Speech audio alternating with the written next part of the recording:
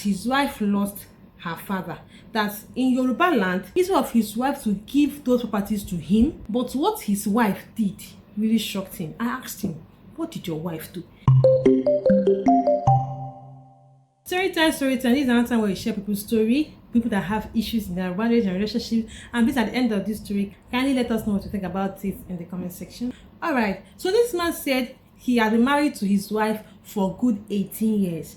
And for these 18 years, it's not that things have been juicy for them in their marriage. His business is not steady. His wife doesn't have anything she's doing at all. So every survival is based on his business, house rent on his business, school fees from his business, feeding from his business, buying of clothes from his business. Everything is from that his small business. And he has tried many times to open up a business for his wife, but yet his wife will just decline it and tell him that taking care of the children is enough work for her, because currently they have 8 children. His wife told him that taking care of their children is enough work, and again he got married to a Yoruba woman. But he said that while they were dating, that his wife was so supportive.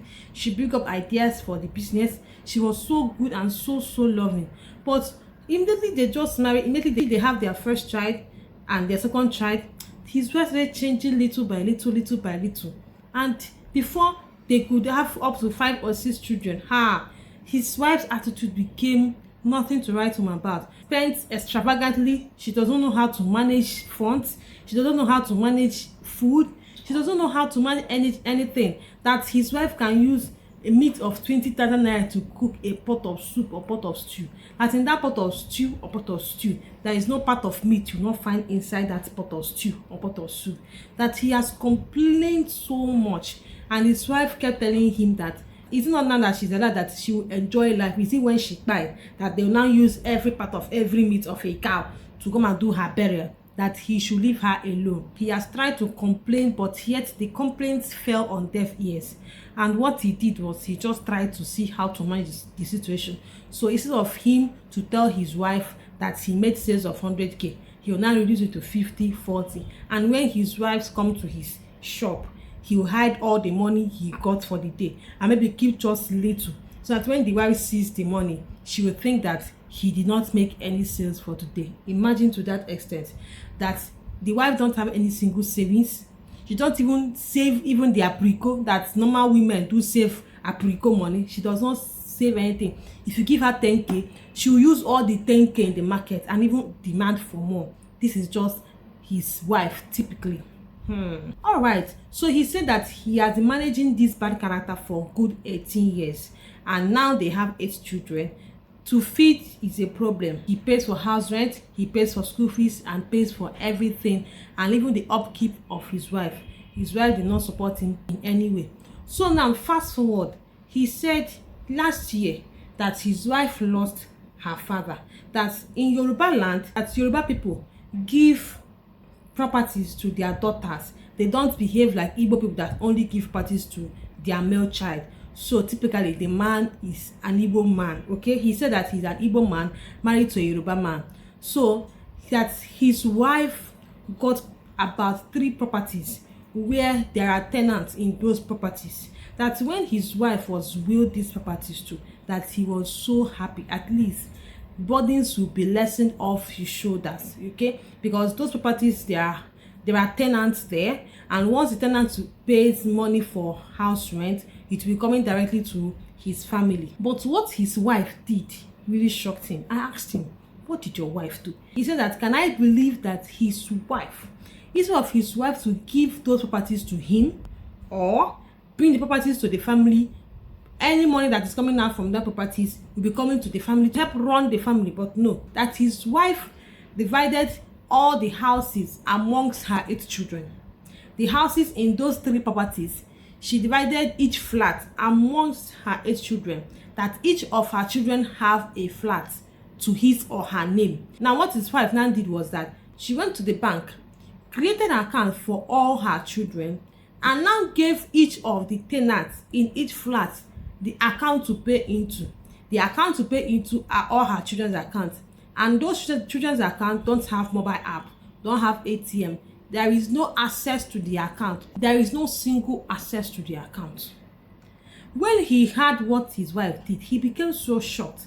He asked his wife, why did you do this? You know we need money to train these children in university. You know we need money to pay for house rent. We also need to relocate to one of the house so that the house rent burden will be off my shoulder. You know we need money for upkeep of this family. So why did you do this? The wife told him it is your responsibility as father to these children to cater for them, take care of them, pay for their school fees. Do not depend on my father's property that is not mine, that are not my children's own.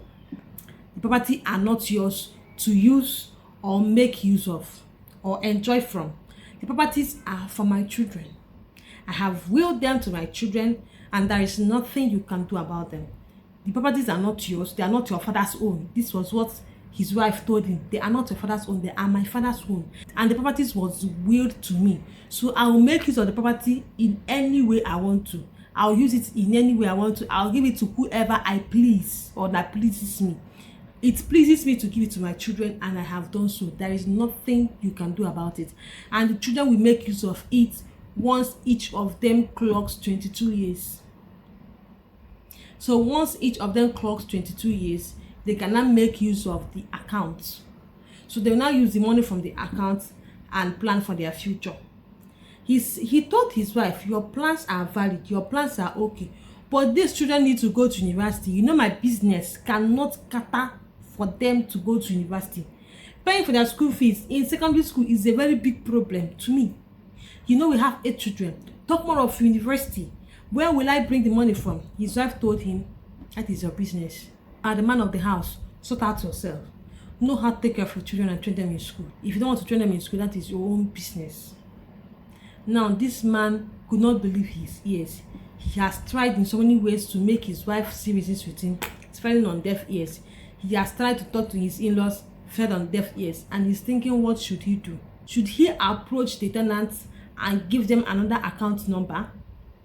Or should he take up everything as a man, take it as a man, and approach those tenants and give them ultimatum not to pay into any account that he did not give to them, as the man of the family and as the head of the family? Or should he just train his children as his strength could carry him? Or should he go borrowing and use the house as collateral and borrow money to train his children in school? This is his problem. Oh my God, I don't know why most women think backwards or use the back of their brain to think. So this is this man's problem, and he's asking us, from each of these options, which one do you advise him to take? And again, is there any other thing you advise him to do? How best do you think he should handle the situation between him and his wife? Please, your advice will be needed. Kindly drop them in the comment section. He will be with you in the comment section. Thank you so much for listening to this story. My name is Queenette. Feel free to come to our DM if you have any issues in your relationship and marriage. I am just a DM away and will help you to solve and sort out the issues.